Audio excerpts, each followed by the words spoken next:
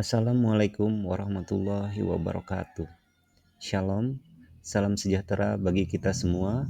Om Swastiastu, Namo Buddhaya, salam kebajikan.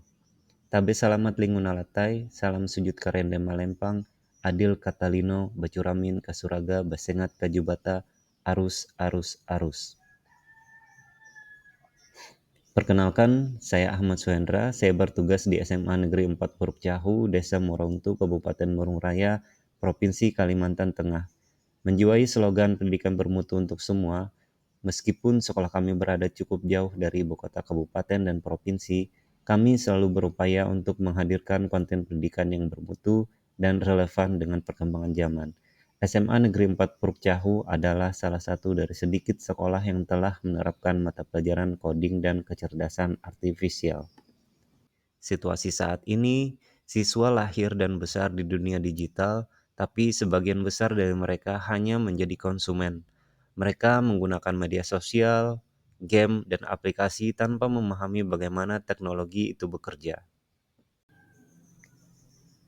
Di samping itu, guru dihadapkan pada tantangan pembelajaran bermakna dan kontekstual, terutama agar siswa tidak sekedar menghafal konsep, tetapi mampu mengaitkan sains dan teknologi dengan kehidupan nyata. Untuk menjawab situasi dan tantangan tersebut, maka melalui praktik baik ini, yaitu pemanfaatan teachable mesin untuk memilah sampah organik dan anorganik, saya ingin membekali siswa bukan hanya cakap teknologi, tetapi mereka juga paham prinsip dan cara kerja teknologi yang mereka gunakan, sekaligus bisa mengaitkan isu nyata yang bermanfaat untuk mereka pelajari.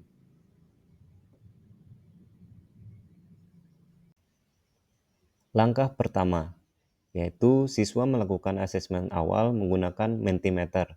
Langkah ini dilakukan untuk mengetahui apakah siswa sudah mengenal yang namanya klasifikasi data, akurasi data, dan juga debugging.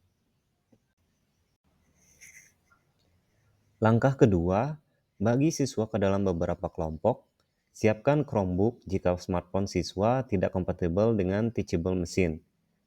Kemudian, tampilkan video terkait isu sampah sebagai relevansi isu nyata untuk pembelajaran bermakna yang bisa dikaitkan dengan penggunaan atau pemanfaatan teachable mesin nantinya.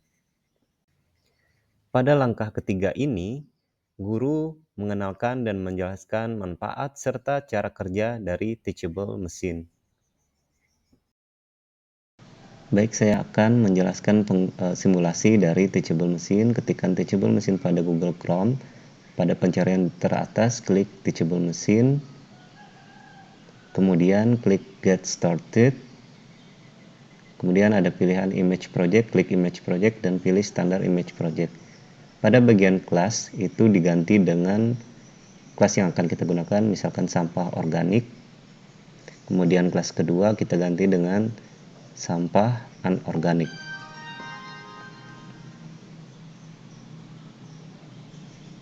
Lalu kita upload gambar yang sudah kita ambil sebelumnya. Pada bagian menu folder, pilih misalkan pada data sampah, klik, kemudian kita ambil data klasifikasi dari data sampah organik. Kemudian kita tunggu, kemudian kita tutup di bagian close.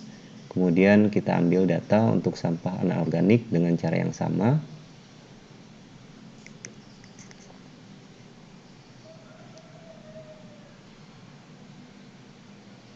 Klik open, kemudian tunggu, kita tutup, close, kemudian kita akan melakukan training model dengan mengklik tanda train model atau tombol train model. Tunggu beberapa saat. Nah, jika pada bagian ini tidak muncul video ataupun izin untuk melakukan penggunaan kamera, maka kita bisa melakukan export model terlebih dahulu. Caranya adalah dengan mengklik tombol upload my model. Tunggu beberapa saat sehingga nantinya muncul link yang bisa kita kopikan untuk bisa nantinya dipastikan misalkan pada grup WhatsApp ataupun pada link dari tab yang baru. Jika Google Chrome Anda langsung bisa menampilkan video menggunakan izin kamera, maka kita bisa langsung dengan memanfaatkan kamera yang ada pada laptop, HP, ataupun pada Chromebook. Nah, seperti pada gambar ini, kita langsung bisa mengambil contoh sampah yang akan kita akurasikan datanya apakah dia termasuk klasifikasi data sampah organik ataupun anorganik seperti yang terlihat pada video.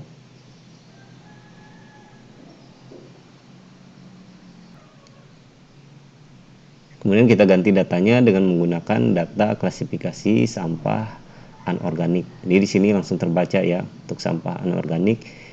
Jadi kita bisa melihat kalau misalkan tren modelnya itu disesuaikan dengan data yang telah dibaca oleh AI ataupun KA itu sendiri. Pada langkah kelima ini, siswa mengambil data yaitu sampah organik dan anorganik yang diambil dari sekitar lingkungan sekolah. Langkah keenam, siswa mengupload data image sampah ke Teachable Machine dan mengklasifikasikan datanya sesuai dengan kelas datanya masing-masing, yaitu kelas data organik dan juga anorganik. Lalu langkah ketujuh, siswa melakukan training model dari data image sampah yang telah mereka klasifikasi sesuai kelasnya masing-masing dan kemudian melakukan debugging akurasi data. Pada langkah ke-8, siswa melakukan presentasi ke kelas lainnya terkait penggunaan dan cara kerja Teachable Machine, sehingga mereka bukan hanya memahami dan bisa mengaplikasikan Teachable Machine itu sendiri, tetapi mereka juga bisa memberikan informasi atau berbagi ilmu pengetahuan kepada rekan sejawat. Langkah ke-9, siswa melakukan refleksi terhadap pembelajaran yang telah mereka lakukan. Pada langkah ini, tujuannya adalah untuk melihat apa saja yang telah mereka dapatkan dari pembelajaran yang telah dilakukan dan juga bagaimana perasaan mereka saat melaksanakan pembelajaran ulang. Praktek ini memberikan dampak nyata, yaitu yang pertama adalah siswa mampu memahami dan mengaplikasikan cara kerja model KA yaitu Teachable Machine dan melatihnya secara mandiri. Kemudian siswa menyadari bahwa KA bisa dipelajari dengan cara yang menyenangkan sehingga meningkatkan antusiasme mereka dalam mengikuti pembelajaran. Kemudian yang ketiga adalah penggunaan isu nyata yang relevan membuat pembelajaran lebih bermakna daripada hanya sekedar belajar teori saja. Praktik baik ini menjadi bukti bahwa transformasi pendidikan bisa dimulai dari ruang kelas sederhana, selama guru berani melangkah keluar dari zona nyamannya. Dengan semangat GTK hebat, Indonesia kuat, saya percaya bahwa penguasaan keterampilan kecerdasan artifisial oleh siswa bukan hanya investasi masa depan, tetapi juga bentuk nyata kontribusi pendidikan terhadap solusi masalah nyata dan penguatan literasi digital. Saya berharap praktik ini dapat menginspirasi guru lain untuk memanfaatkan teknologi secara kreatif dan kontekstual, serta mendorong lahirnya generasi pembelajar yang adaptif, kritis, dan berdaya cipta. Terima kasih.